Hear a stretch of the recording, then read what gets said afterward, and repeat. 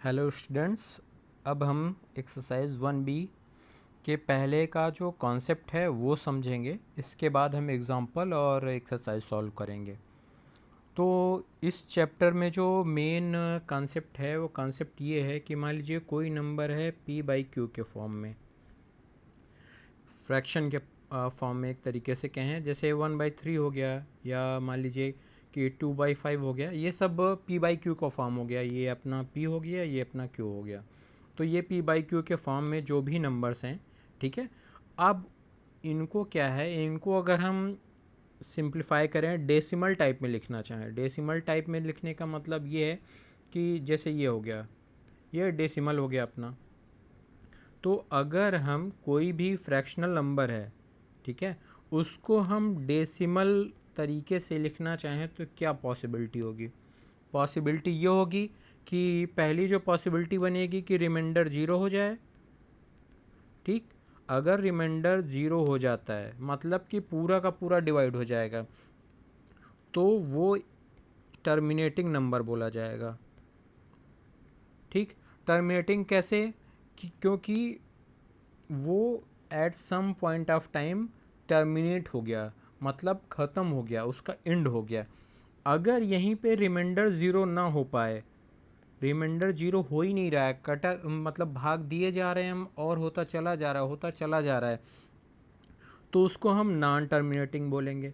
अभी अगर आपको नहीं समझ में आ रहा है तो मैं थोड़ा एग्जांपल से समझाता हूँ।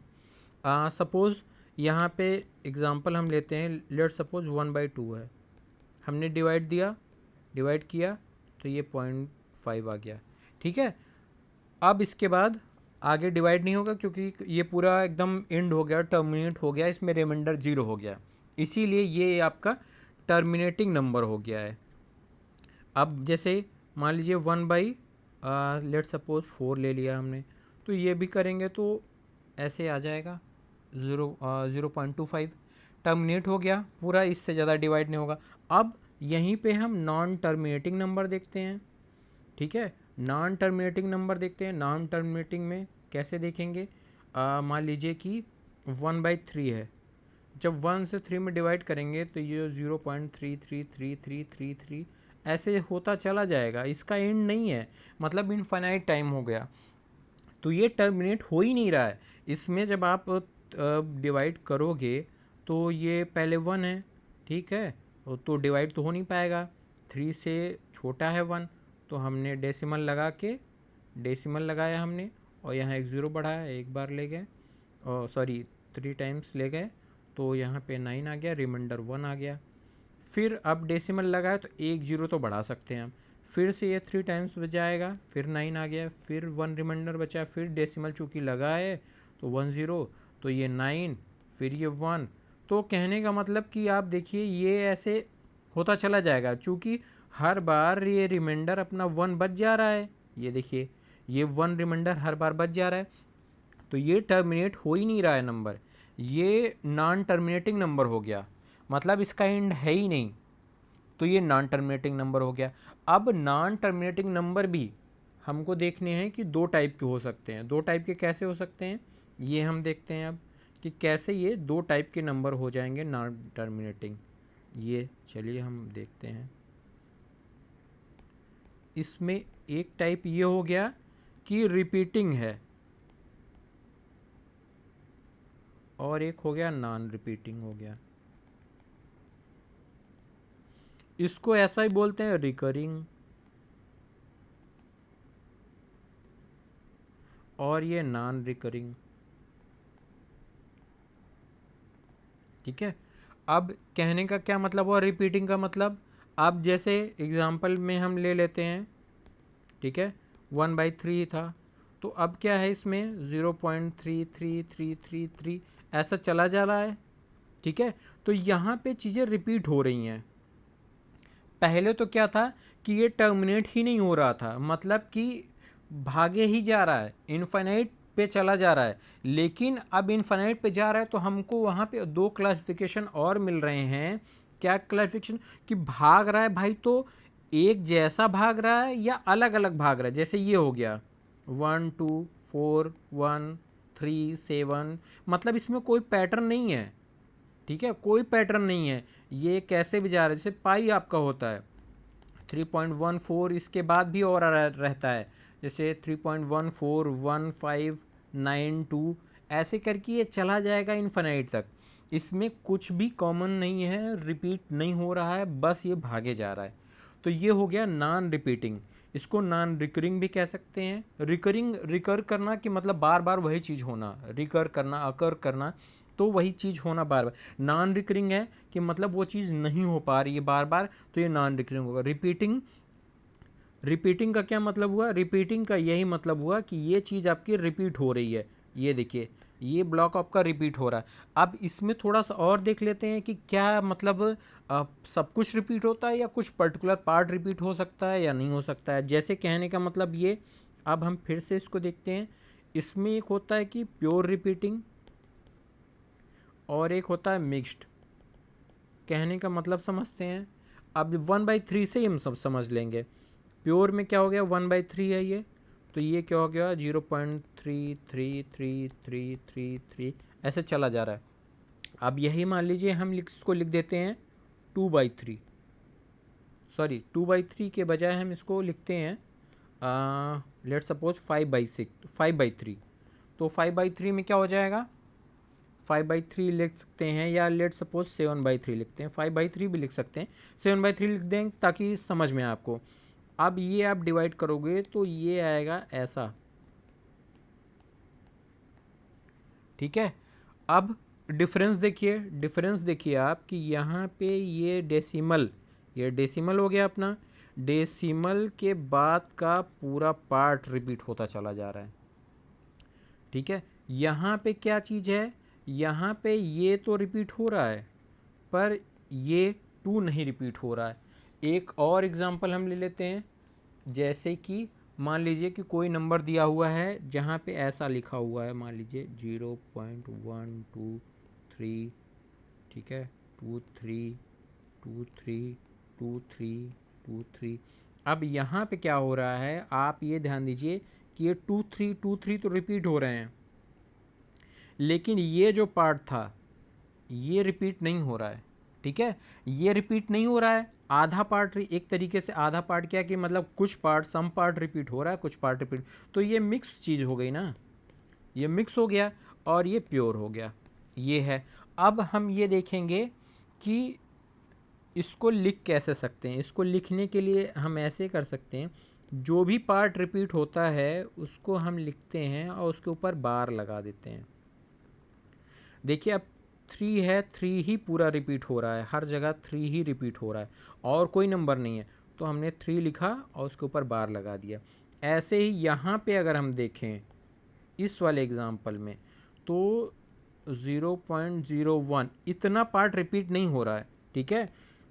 लेकिन उसके बाद जो 2 3 है, ये देखिए 2 3 2 3 2 3 2 3, ये बार बार रिपीट हो रहा है, तो हम 2 3 के ऊपर बार लगा देंगे।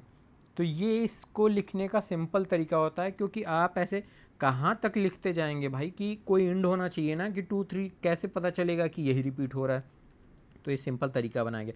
इसको भी अगर लिखना चाहें तो ऐसे ही लिख सकते हैं, 2.3 का बार, जो भी पार्ट रिपीट होगा उस पर लिख देंगे, हम बार लगा देंगे। ये तो हो गया बेसिक। बेसिक क्या हो गया, फिर से समझ लेते हैं। कोई नंबर है p/q, फ्रैक्शन के पार्ट में लिखी हुई है, तो अब क्या हो सकता है इसका, या तो भाई ये पूरा डिवाइड हो जाए, टर्मिनेट हो जाए, तो ऐसे आ जाएगा, और या तो नहीं डिवाइड होता तो ऐसे आ जाएगा कि भैया डिवाइड ही नहीं हो रहा है, ऐसे ही भागा ही चला जा रहा है, रिमाइंडर कुछ ना कुछ बचे ही जा रहा है। अब तो जो ये भागा जा रहा है, इसका इसका बिहेवियर कैसा है, जो भाग रहा है तो एक जैसा भाग रहा है, जैसे कि यहाँ पे दिया हुआ है, ये देखिए एक जैसा भाग रहा है, ठीक, या अलग अलग भाग रहा है, मतलब कि बाद में रिमाइंडर डिवीज़न में कुछ भी चला आ रहा है, कुछ भी आ रहा है, और यहाँ पे एक जैसा आ रहा है, ये हो गया। अब इसके बाद प्योर क्या हुए, प्योर वो हो गया कि जो भाग रहा है या जो भी डिवीज़न आ रहा है वो आपका सेम टाइप का पूरा है, उसमें कोई भी मिलावट नहीं है, कोई भी मिक्सचर नहीं है।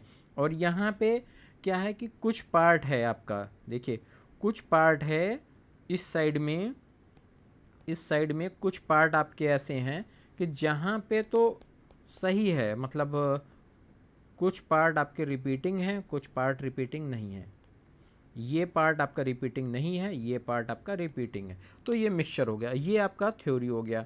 अब इसके बाद थोड़े से एक दो कॉन्सेप्ट और समझते हैं।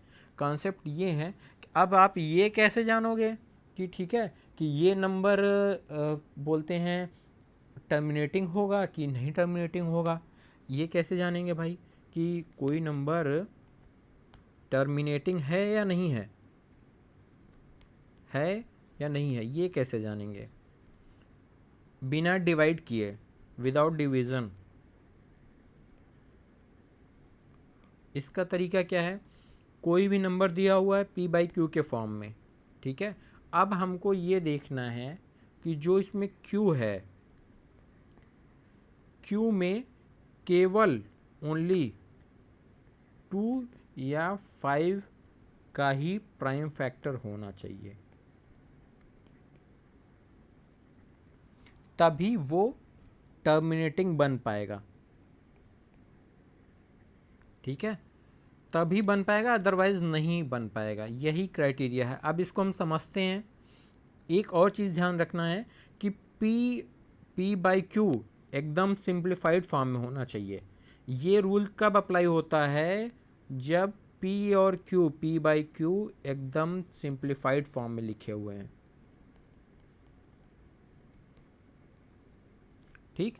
कैसे सिंप्लीफाइड फॉर्म में लिखे हुए हैं? कहने का मतलब ये है कि अगर हम बात करें कि 2/4, तो ये सिंप्लीफाइड फॉर्म नहीं है। सिंप्लीफाइड फॉर्म ये है कि जब इनमें कोई भी कॉमन फैक्टर नहीं है। सिंप्लीफाइड फॉर्म का ये मतलब हो गया, ठीक है, कि जब इनमें कुछ भी no common factor other than 1,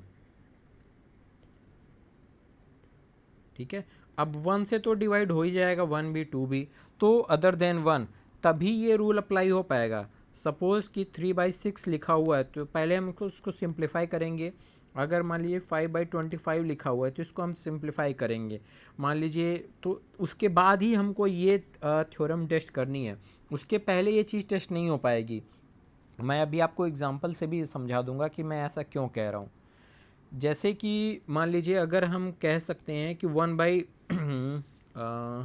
let suppose कि मान लीजिए p बाई क्यू का फॉर्म है, ठीक है, जहाँ पे q 2 या 5 का ही फैक्टर होना चाहिए, प्राइम फैक्टर होना चाहिए। प्राइम फैक्टर का मतलब ये हुआ कि इसमें और कोई मिलावट नहीं होनी चाहिए, कोई और नंबर नहीं आना चाहिए, ठीक है। अब कहने का ये मतलब हो गया है कि लेट सपोज अगर ऐसे लिखा हुआ है 3/6 लिखा हुआ है। अब 3/6 में क्या हो गया? ऊपर 3 है, नीचे 2 × 3 लिख सकते हैं। अब आप देखिए यहाँ पे हम ये देख रहे हैं कि ऊपर और नीचे दोनों में 3 है, तो इनके हिसाब से तो ये प्राइम नंबर नहीं होना चाहिए। सॉरी, इनके हिसाब से ये रिकरिंग टर्मिनेटिंग नंबर नहीं होना चाहिए, नहीं होना चाहिए, क्योंकि नीचे में 3 है, केवल हमको चाहिए 2 और 5। लेकिन अगर हम इसको सिंप्लीफाई कर देंगे 1/2, तब ये आ जाएगा, और वही है भी, इसकी वैल्यू रखेंगे, निकालेंगे तो यही तो आएगा। तो इसीलिए ये चीज़ हमको ध्यान रखना है कि ये एकदम सिंप्लीफाइड फॉर्म में होना चाहिए, तभी हमको आउटपुट मिलेगा, डिज़ायर्ड आउटपुट आएगा, डिज़ायर्ड आंसर आएगा, ठीक है। आप एग्जांपल देख लेते हैं। जैसे एग्जांपल आपके बुक में ही दिया हुआ है, 5/32 दिया हुआ है। अब 5/32 को कह रहे हैं कि हमको ये बताना है कि ये टर्मिनेटिंग नंबर बनेगा कि नहीं बनेगा, ठीक है, विदाउट डिवीज़न के। अब हमको ये निकालना है, तो ये तो ऊपर 5 हो गया और नीचे ये हो गया 2 × 2 × 2 × 2 × 2। ऐसे करेंगे तो आपका ये आ जाएगा 5/2⁵। तो नीचे केवल 2 का ही फैक्टर है, 2 ही है, 2 के मल्टीपल में ही 32 है, तो ये एक टर्मिनेटिंग नंबर हो जाएगा, ठीक, अपना हो गया। दूसरा है एग्जाम्पल 11/24। अब 11/24 देखेंगे तो नीचे क्या है, ये आपका 8 × 3 लिख सकते हैं।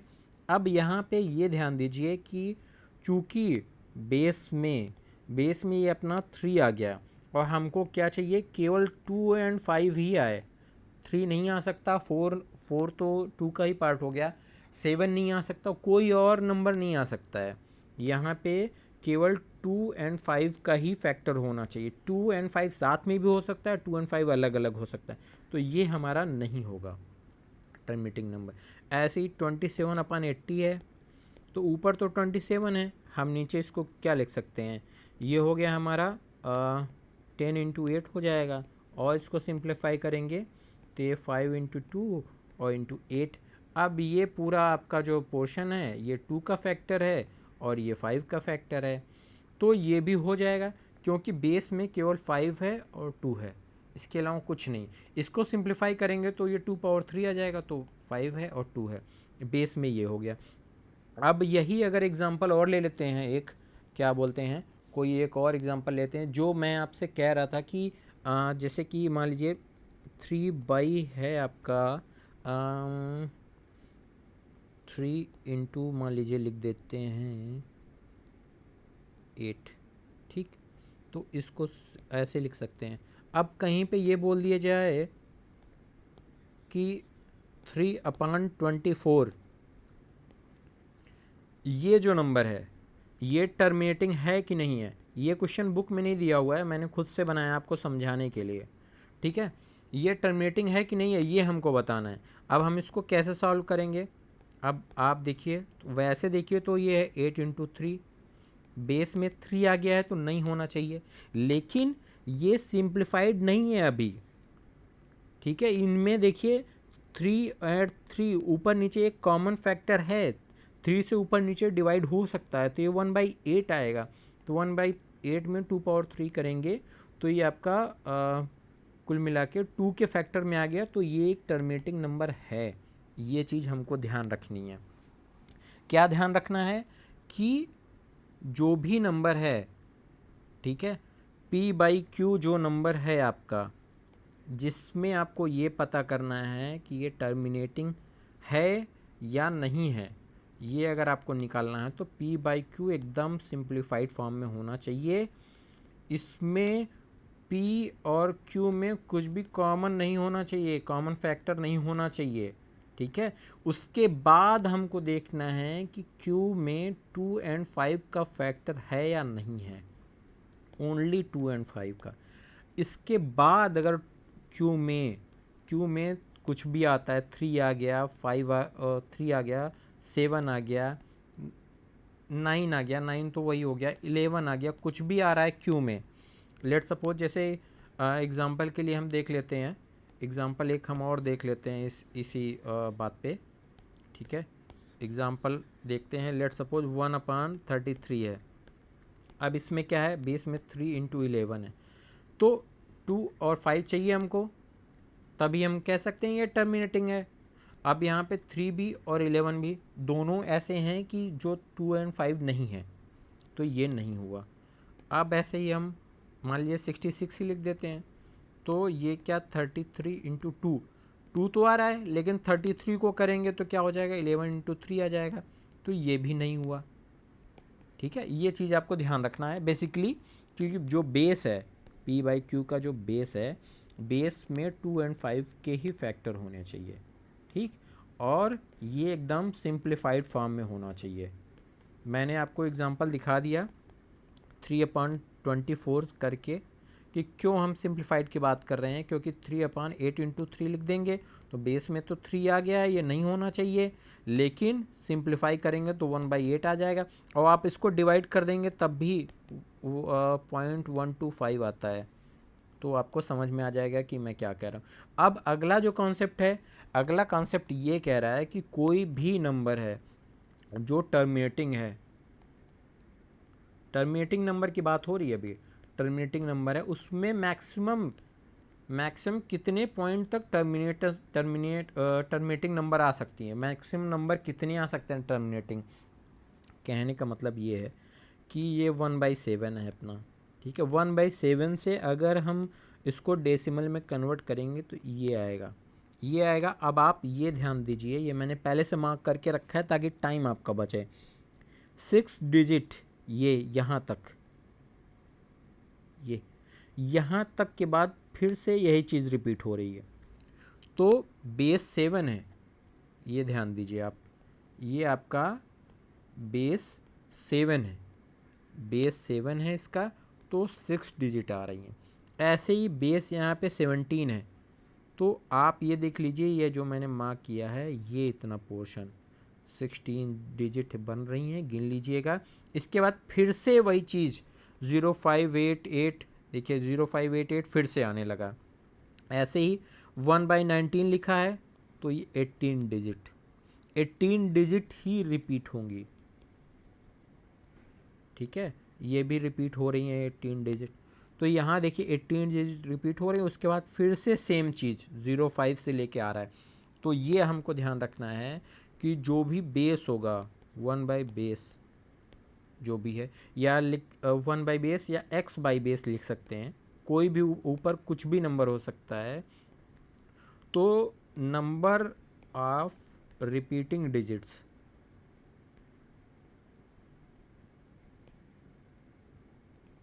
क्या होंगी, ये होंगी बेस -1। ये आप ध्यान रखिएगा कि जो भी बेस है, ये यहाँ पे हमने देख लिया, ये 6 आ रहा है, यहाँ पे बेस 7 था तो ठीक है, यहाँ पे बेस 17 था, ठीक 17 था तो ये 16 आ गया है। यहाँ पे देखिए 19 था तो ये 18 आ गया है। ये तो ये चीज़ हो गया आपका कॉन्सेप्ट नंबर 2। अब लेंथ यही हो गया। अब इसके बाद जो अगला पॉइंट है, अगला पॉइंट ये है कि कोई भी नंबर है, जैसे रिकरिंग नंबर है 3333, इसको हमको किस तरीके से हम इसको फ्रैक्शन में लिख सकते हैं। फ्रैक्शन में लिखने के लिए क्या करेंगे, ये ट्रिक मैं अभी बता रहा हूँ, ठीक है, बाकी डिटेल में आपको मैं आगे बताऊँगा। आगे कब, जब हम एग्जाम्पल और एक्सरसाइज सॉल्व करेंगे तब। तो आपको ये ध्यान रखना है कि जैसे ये लिखा हुआ है, तो अब इसमें क्या है 0.3 रिपीट हो रहा है, इसको ऐसे भी लिखा जा सकता है, बुक में आपको ऐसे ही लिखा हुआ मिलेगा। आपको सिंपली क्या करना है, आपको ये देखना है कि जब हम लेफ़्ट साइड में चलेंगे तो कितने डिजिट बाद हम डेसिमल तक पहुंच पा रहे हैं, ठीक है। यहाँ से इधर से हमने चलाई करी, इधर पहुँचा तो हमने देखा कि 1 डिजिट के बाद हम डेसिमल तक पहुँच जा रहे हैं। तो हम कैसे लिखेंगे, हम पहले 3 लिख देंगे डिवाइडेड बाई, फिर 1 डिजिट के बाद पहुँच रहे थे तो 1 9 लिख देंगे, ठीक है। अगर ऐसे ही होता, मान लीजिए 313131, ठीक है, अभी 31 इसमें रिपीट हो रहा है, ये ऐसे भी लिखा जा सकता है। तो अब हम क्या करेंगे, सबसे पहले हम 31 को यहाँ लिख लेंगे डिवाइडेड बाई। अब फिर से हम इस साइड से चलेंगे, इस तरफ के लिए लेफ़्ट साइड चलेंगे, लेफ़्ट साइड हम चल रहे हैं, लेफ़्ट साइड हम चले तो हमने क्या देखा, 1 डिजिट और 2 डिजिट, 2 डिजिट के बाद डेसिमल आ रहा है अपना। तो हम क्या करेंगे, यहाँ पे 2 9 लिख देंगे। इसी तरीके से मान लीजिए 14278 लिखा हुआ है, ये ऐसे। अब इसको क्या करना है, इसको भी फ्रैक्शन में लिखना पड़ेगा। तो क्या करेंगे, 14278 लिखा हमने डिवाइडेड बाई। अब फिर से हम वही काम करेंगे, हम इधर चलेंगे, इधर चला हमने तो 1 2 3 4 5, ठीक, तो 5 9 लिख देंगे हम यहाँ पे। ये सिंपल तरीका हो गया है, बुक में आपको ऐसे नहीं दिया हुआ है, बुक में आपको डिटेल में दिया हुआ है और सॉल्व हम डिटेल ही करेंगे, लेकिन ये शॉर्टकट है, आपको समझने के लिए भी है, आंसर भी क्रॉस चेक करने के लिए है। ये तो हो गया। ये जब है प्योर, ये सब प्योर नंबर्स हैं, अपनी प्योर रिकरिंग नंबर्स हैं, ये भी प्योर है, देखिए सारे नंबर। अब मान लीजिए यही लिखा होता 4283 ऐसे, ठीक है। अब इसको कैसे करेंगे? अब यहाँ पे ये देखिए कि आपके ये नंबर तो रिपीट हो रहे हैं, पर ये जो हमारा पहला 1 है ये नहीं रिपीट हो रहा है। तो अब हम क्या करेंगे? इसके लिए हम क्या करेंगे, सबसे पहला जो काम है, पहले तो हम पूरा का पूरा नंबर लिख देंगे 14283, ठीक। अब डिवाइडेड बाई, अब आपको ये देखना है कि कितने नंबर हैं जो रिपीट हो रहे हैं। कहने का मतलब कि ये देखिए 4 नंबर रिपीट हो रहे हैं यहाँ पे, इधर से हमने चलाई करी तो 4 नंबर रिपीट हो रहे हैं, तो 9999 4 बार लिख दिया हमने। फिर ये ध्यान दीजिए एक नंबर है रिपीट नहीं हो रहा है ये, तो हम यहाँ पे एक ज़ीरो लगा देंगे, ठीक। एक और एग्जांपल से समझ लेते हैं। लेट सपोज 324958 ऐसे लिखा हुआ है और ये हमारा इतना पार्ट रिकरिंग है। अब इसको सिंप्लीफाई करके लिखना है, तो कैसे लिखेंगे? इसको सबसे पहले हम लिख लिया 324958, ये हमने लिख लिया। अब डिवाइडेड बाई कर देंगे। अब हम ये देखेंगे कितने नंबर रिपीट हो रहे हैं।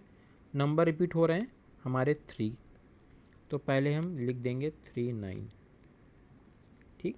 फिर अब हम ये देखेंगे कितने नंबर रिपीट नहीं हो रहे हैं, ये भी 3 नंबर हैं जो रिपीट नहीं हो गए, तो हम इसके लिए क्या कर देंगे, यहाँ पे 30 लिख देंगे।